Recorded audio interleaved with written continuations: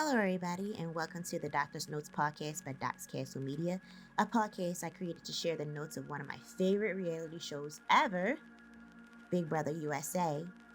I'm your host, Doc, and I'm here to talk BP perspective from Doc's point of view. So here we go.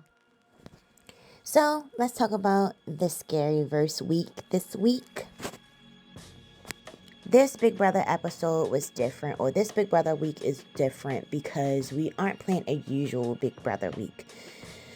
So we basically leave off, or we start the episode from Sunday night, just telling us where we left off from Thursday night. Because on Thursday, we didn't really get to see the dialogue of the people that were voting during the double eviction, like what they were deciding to do. So on Sunday night's episode, we basically watched the aftermath, or just everything that was going on during the minds of them deciding who was leaving during a double eviction. And then we also see Cameron and Jared come back. So it's just not a usual week that we normally have in Big Brother. We do have battle backs, but this is the first time we've ever had a battle back that seems to be lasting an entire week. But I'm going to spend today's episode mainly talking about, or giving us an update about where we are with alliances lately, because alliances have been blown up and shifted and moved in different ways now that we have different people working with different people, and it's just an interesting way that the game is being played now, since I guess, who was it that left? Since Cameron left, I guess. Or since Red left. I don't know. They've been just falling apart since the beginning of the game at this point. I don't even know how to explain it. But yeah. And I do have an MVP player for this episode. Last episode, we didn't have an MVP player because it was like the double eviction, and I really couldn't tell. But because we are getting more details about what's going on in the house, we definitely have an MVP player this episode. So, let me begin. Like I said, we started off with Cameron and Jared basically being out of the house, and they are zombies this week. So we're watching them battle throughout the week their opportunity to come back by Thursday. Instead of it being an eviction on Thursday, there will be a resurrection. And that's basically what we're watching. We're watching them battle for their resurrection. But so many things have happened. With Cameron, we know Cameron really didn't have anyone in the house. So with him leaving the house, it wasn't really much we could talk about who cared about what was going on inside of the house for Cameron, because he didn't have anyone with him. No one was working with him. But as far as Jared had a few people that was working with him, and he had a huge blowout with Corey prior to leaving the house last week. So, and Corey was the one that sent him out during the double eviction. So there is a lot to be said, and a lot of the fallout for Jared's portion of the game. I think in the beginning of the episode, they actually showed us like Jared and Blue's showmance.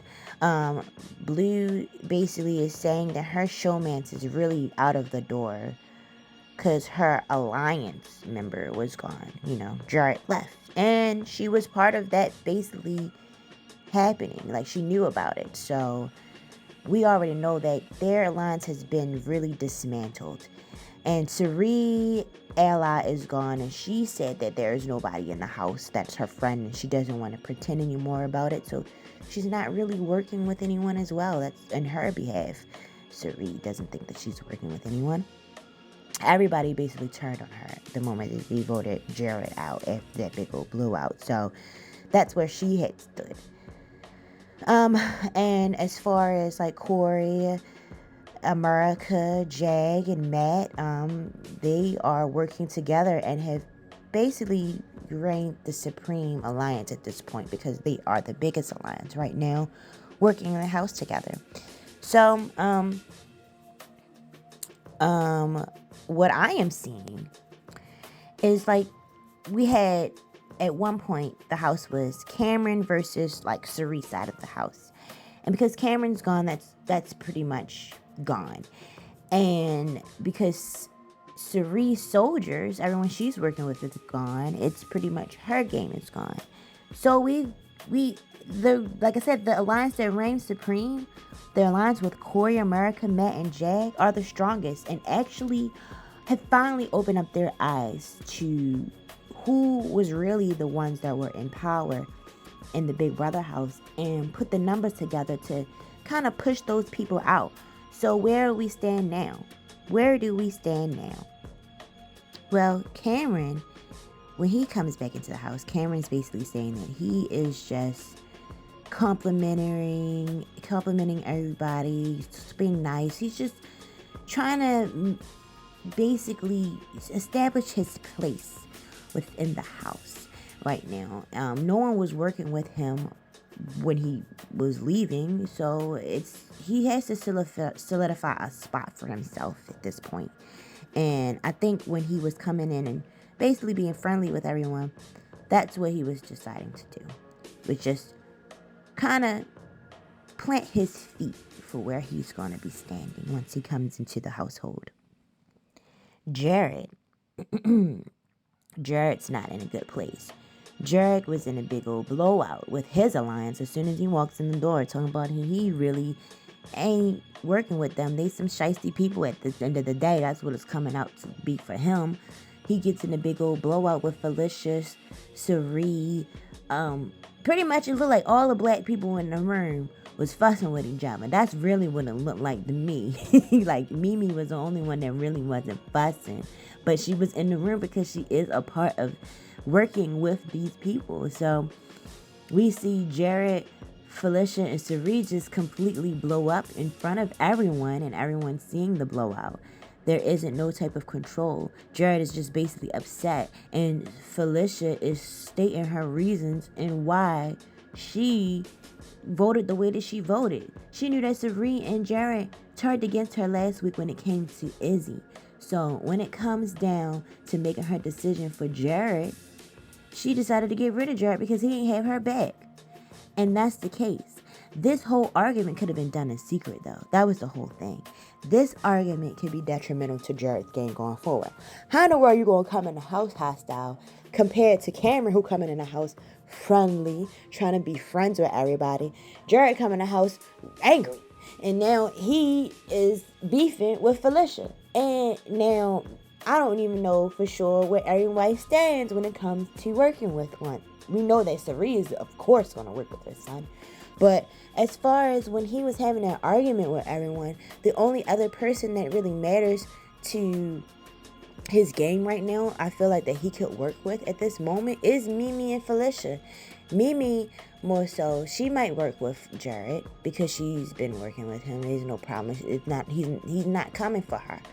But Felicia, I don't think she's looking to work with Jared in the future. She don't have a trust, and her main trust is actually in Mimi. And it just doesn't look good for Jared's behalf. And he really only actually has his mother as his alliance. He could try his best to try to trust in Blue. But Blue looked at her game before Jared. And right now, Blue was just trying to cover her tracks and trying to basically mend where their relationship seems to be having an issue right now. But for the most part, it doesn't seem like it's looking good in the favor of Jared. But anyway, let's talk about the competition that they are competing continuously throughout the week for. This week they're doing something called a Big Brother Resurrection, and it's a Resurrection Rumble, which basically is a game that is from the Scaryverse, where it's literally different rounds throughout the week where Cameron and Jared will take breaks battling one another in this particular competition. The competition is basically in a graveyard, and it has 2 shovels, and it's the balance beam competition that we're used to seeing in all the Big Brother games.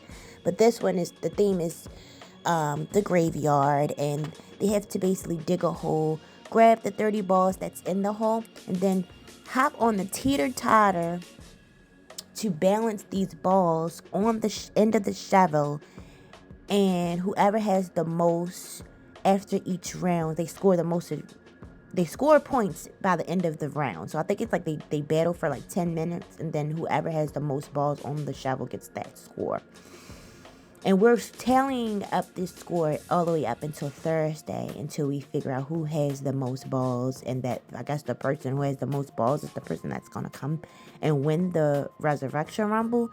Currently, based off of the ending of the episode, it looked like it's Cameron who's in the league. Jared isn't looking really good. He's being rushed, and he seems to be panicking when he's like competing in this game. But Cameron is more steady and calm while he's competing in this game. And we're learning that people are secretly rooting for Cameron over Jared.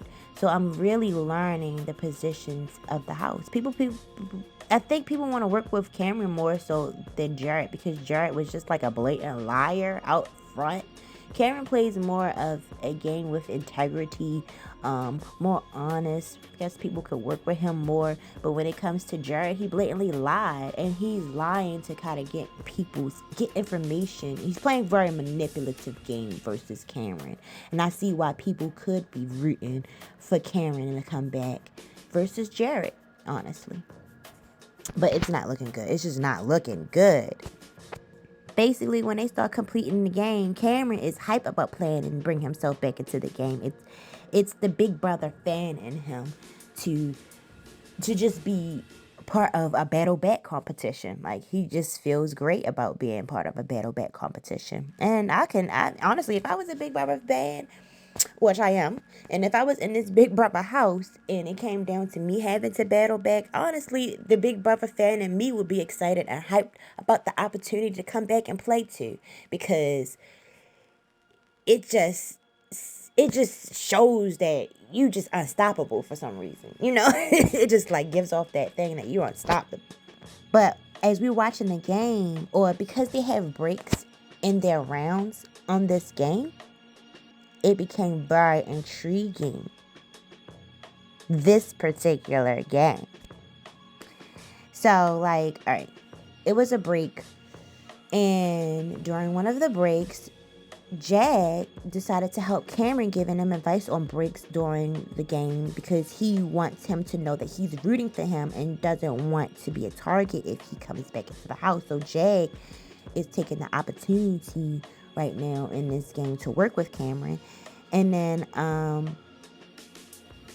think, what is it? Basically, I don't even know how many rounds they did, but like, I think I only saw 2 rounds. But we saw Jag giving Cameron some advice, and then I saw Sari give Jared advice. Of course, Sari's gonna give Jared advice, but it's much needed advice, because Sari was basically telling Jared that he needed to calm down. Him rushing and everything, you can tell he nervous. Like, it's messing up his game. But either way, like, the advantages of the breaks is you have people telling you how to win this game. They're rooting for you, so you kind of know who would be the person to work with you if you was to win the battle back. Cameron is seeing Jag doing that, and I think Jag knows that, and he is willing to work with him on his end. Okay, so I think it is 3 rounds. The winner of the 3 rounds will choose who will play in the do or die competition on Thursday night. So actually, it's not even a winner coming back. It's who's choosing to participate in that battle back game on Thursday. Alright, so like, that was pretty much like the episode. We didn't even see anything end in the last episode. Like, there isn't even a veto this week, so we don't even have a Wednesday night episode at all. But it was the episode. Like, that's really what we saw. So now let me discuss with you guys the positions of where we are with the alliances right now. So I've been saying that there's been like two people alliances mostly in the game, and right now we got one big alliance that seems to be running supreme.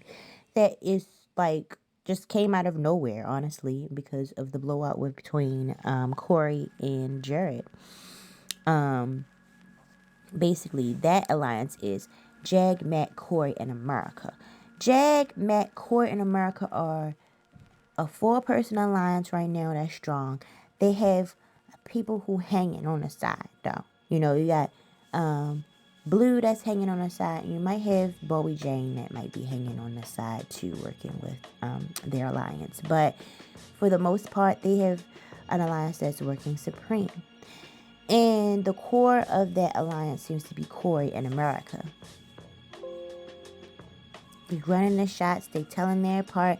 And honestly, I want to bring that to the attention to what my MVP player of the game is. The MVP player of the game this episode is Corey. Corey is the MVP player because he's telling the alliance the importance of having Cameron come into the house this season. He brought the idea that like it might have been just better to work with Cameron than to work with Jared. And it's more so that because of his blowout with Jared last week that he wants to work with Cameron. But it just makes sense. Like he don't know, like the way that Jared played, he blatantly lied to them. He tried to put out some information. He did something manipulative in front of all of them. So his pitch to kind of work with Cameron instead of Jared is valid. Valid for most of and majority of the people that is in his alliance game.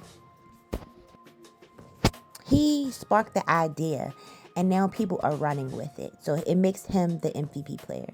I'm saying that people running with it because Jag is giving Cameron tips on how to kind of beat Jared in the Rumble, in the Resurrection Rumble game. So, Corey's move is causing a ripple effect, and it's exciting to see him take on a leadership role. Because now, once what we saw where it was, where Sari was very powerful in the game, and where we saw that Cameron was very powerful in the game, we now see that it's tipped over to Corey. And honestly, even though Corey is saying that it's important to having Cameron come in the house and he might be working with Cameron, honestly, Cameron is looking at Corey as a threat. Cameron is looking at Corey and America as a threat. But he's not really sharing that information with anyone inside of the house. We, as the viewers, are seeing that. It's interesting because Cameron can come in the house, work with Corey for just this week, because it's literally that's what he's been doing lately. He's just been working like with week-to-week deals. He could just be working with Corey for this week, but as soon as he wins HOH, Corey and America could be targeted again. I live for the drama that I feel that is about to happen when it comes to that. If Cameron actually does win the battle back, I am very interested in seeing how the game between Corey and Cameron will play out. Another alliance that I want to talk about that I don't know how like solid this alliance is, but Matt and Sari have an alliance. Matt still decides to tell Sari information that he doesn't even have to. Like if he's working with Jag, Corey, and America, it is kind of iffy to see that he is deciding to talk to Sari about his decisions for not using a veto when it came to the double eviction and them voting Jared out. He basically just trusts Sari more than Jared. He doesn't know the dynamic of their relationship, but he basically told Sari that he just trusts her more, and that's why it ended up being that way. Sari doesn't know where to stand with this type of relationship with Matt. She doesn't know if Matt is a snake, and she says in her history from playing games like Big Brother, Survivor, and Trader that there is always that one person that it slips her mind that she knows that she should be watching for, and she's wondering if that one person could be Matt in this season. And honestly, it could be Matt. I think Matt has that potential to be that one that just catch her off guard, that sweetheart that catches her off guard, because he already did it with Jared.